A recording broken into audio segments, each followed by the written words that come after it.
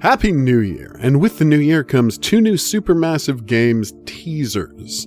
First is the 80/20 teaser. Obviously, I think we were all hoping for something a little more robust, a la the Devil in Me New Year's image, but these 3 shots of humanity's new home are extremely interesting in their own right. We've got 3 angles on the same thing, which is a purple planet that looks remarkably uninhabitable. Seriously, what is all of that purple mist surrounding the planet? Escaping atmosphere? Radiation? It's literally impossible to imagine someone seeing this halo around the planet and thinking, yay, can't wait to move there.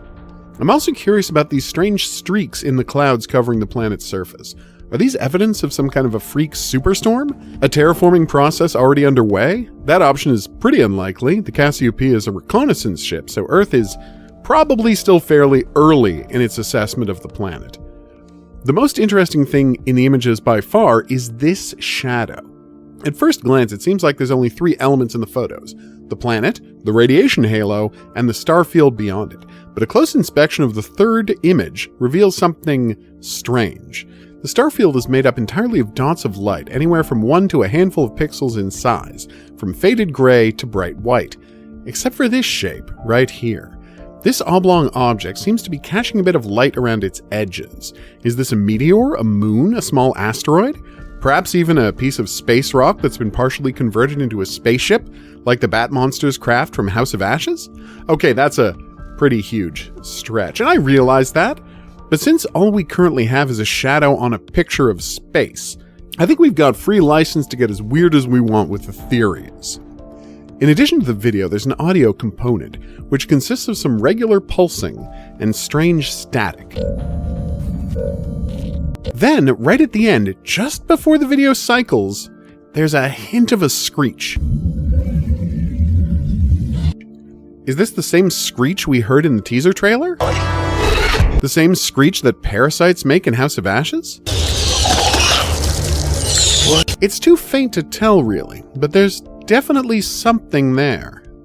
There's considerably less to discover in the Casting of Frank Stone teaser, as it's just the main street image from the Steam page, with some effects added to make it look like 8mm footage. The focus on the Calhern pharmacy is interesting, if only because they could have picked any of the existing screenshots to give this treatment to, but they went with this one.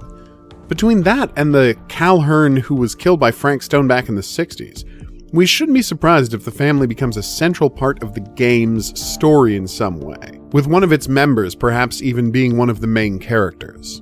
Finally, let's take a look at this image, which I probably should have examined a little more closely already. It's a really strange one because we've got 3 distinct layers of poster. The top is a 60s style advertisement for people to buy a home in the bustling new suburb of Cedar Hills, which was put up over a blue image, possibly of a sky with something below it, and 3 visible block letters in distinct red: M, K, and this unclear shape, which, based on the right angle at the bottom left that extends both up and to the right, must be a B, D, E, or L. Or, I suppose, a U if this font is absolutely deranged.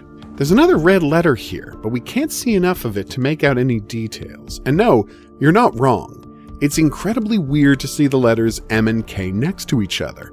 Literally, the only commonly used English word with that letter combination is drum kit. And since the next letter isn't an I, we know it's not that. So this is initials or a proper name of some kind. Maybe that is a deranged U and we're being warned about MK Ultra, hence the suggestion that nothing is quite like it seems. Another layer down is a largely black poster with a visible ESS on the right side.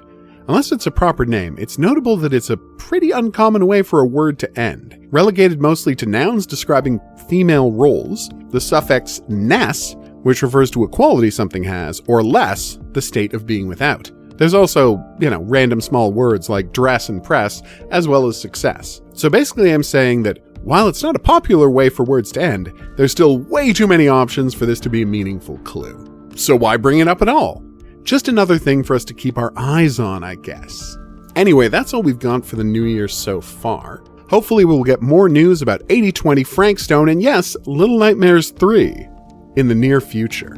For now, though, I've been the Hidden Object Guru. Thanks for watching. If you had a good time and you'd like to see more, there's buttons coming up to help you with that.